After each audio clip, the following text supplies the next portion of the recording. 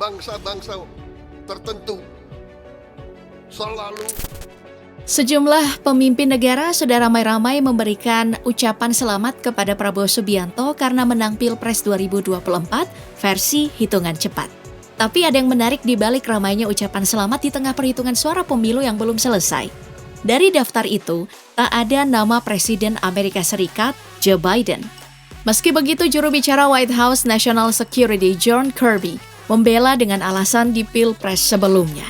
Yakni di tahun 2014 dan 2019, Amerika Serikat juga melakukan hal serupa. Ucapan dari pemimpin negara Amerika Serikat baru datang ketika perhitungan KPU telah final. Tapi banyak yang menyangka kalau hubungan antara Amerika Serikat dan Prabowo lagi nggak baik-baik aja.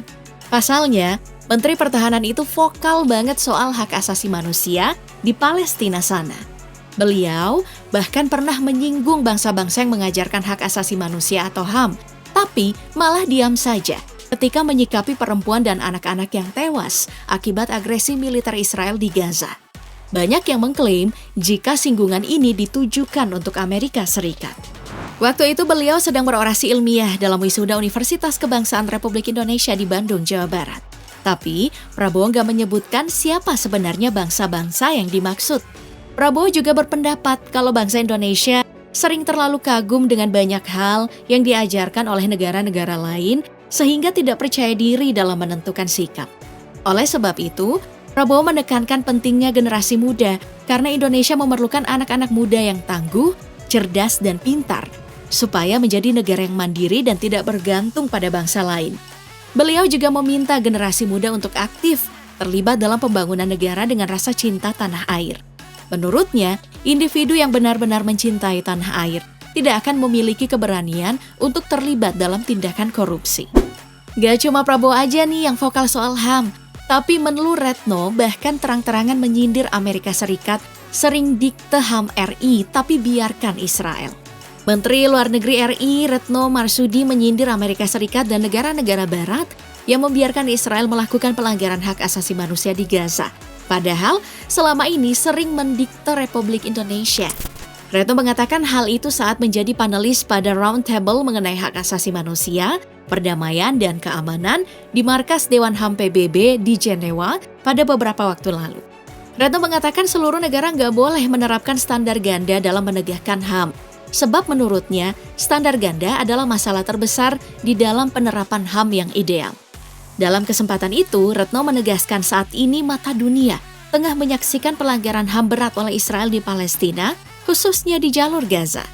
Ia pun menekankan lagi bahwa tindakan Israel yang membunuh masyarakat sipil, merusak rumah sakit, tempat ibadah, kem-kem pengungsi serta memberangus hak-hak dasar Palestina bukanlah bentuk pembelaan diri. Karena hal ini, Retno pun mengajak semua negara untuk memperbaharui komitmen bersama terkait pemajuan HAM. Semua negara yang berkomitmen tak boleh diam dan berhenti memperjuangkan keadilan dan kemanusiaan bagi Palestina. Lebih lanjut, Retno turut menekankan agar berbagai pelanggaran HAM di Gaza segera dihentikan. Dia mendesak proses perdamaian yang sesungguhnya agar solusi dua negara bisa terwujud. Kementerian Luar Negeri Amerika Serikat merilis laporan berjudul Indonesia Human Rights Report 2022 yang membuat geger RI Oktober tahun ini.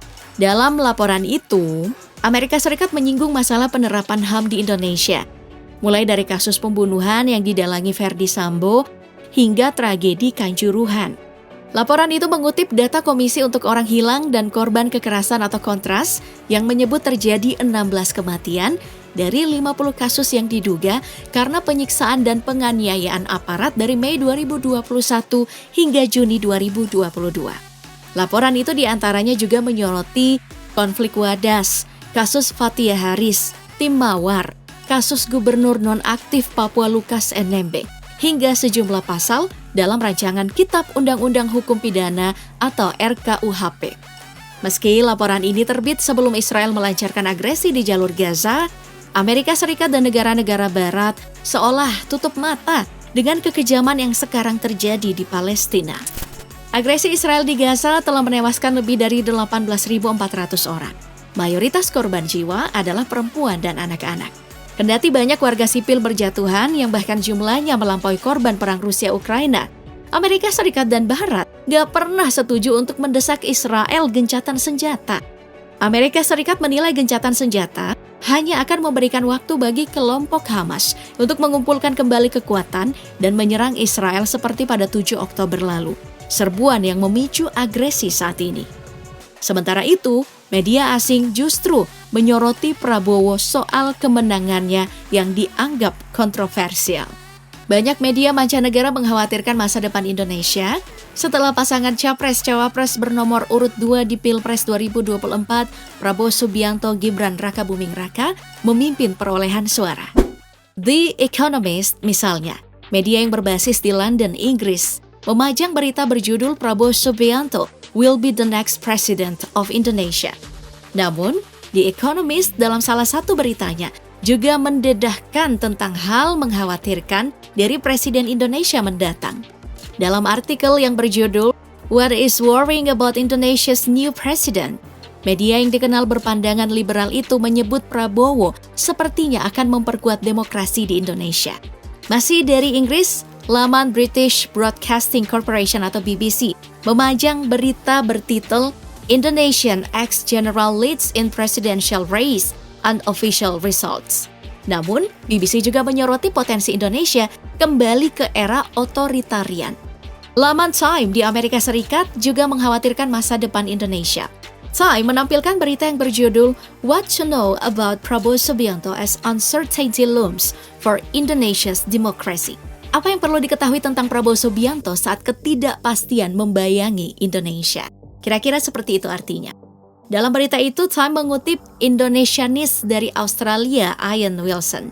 Akademisi di Murdoch University itu menyebut prosedur penyelenggaraan pemilu di Indonesia selalu dianggap baik dan menimbulkan kepercayaan tinggi di publik.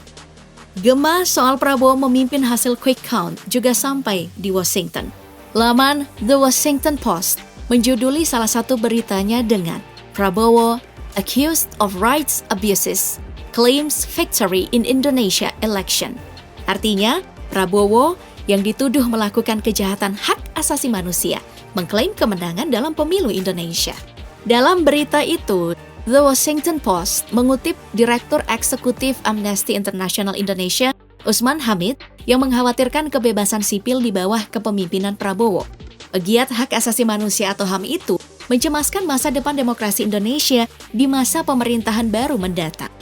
Adapun dari Singapura, laman The Straits Times memajang berita yang berjudul Prabowo on track to becoming Indonesia's next president with 3/4 of sample votes counted. Prabowo di jalur tepat untuk menjadi presiden Indonesia selanjutnya dengan 3/4 sampel suara telah dihitung.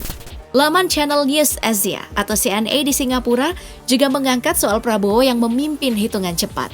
Presidential hopeful Anies Ganjar not conceding yet despite exit polls showing Prabowo with near 60% vote share.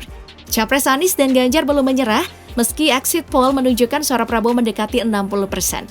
Judul di laman CNA. Dari laman Australian Broadcasting Corporation atau ABC mengangkat hasil Pilpres 2024 melalui berita yang berjudul Prabowo Subianto claims victory in Indonesia election as counting continues in world's largest single-day vote. Namun, ABC juga mengungkit soal masa lalu Prabowo, yang akan menjadi presiden ini memiliki masa lalu suram. Bunyi subjudul di berita ABC. Dari Jepang, laman Nikkei Asia menyuguhkan berita yang berjudul Indonesia Election Latest, Prabowo grateful for quick count signaling big win. Dalam berita itu, Prabowo menyatakan demokrasi Indonesia berjalan baik. Dari kawasan Timur Tengah, laman Al Jazeera yang bermarkas di Qatar menyuguhkan berita berjudul Prabowo Subianto claims victory in Indonesian presidential election. Dalam berita itu, Al Jazeera mengutip pesan Prabowo kepada para pendukungnya untuk tidak sombong dan beryuforia. Adapun laman South China Morning Post atau SCMP mengangkat soal kemenangan Prabowo di kisaran 58% suara. Namun, media yang berbasis di Hong Kong itu juga menyoroti praktik lancung dalam upaya memenangkan Prabowo Gibran.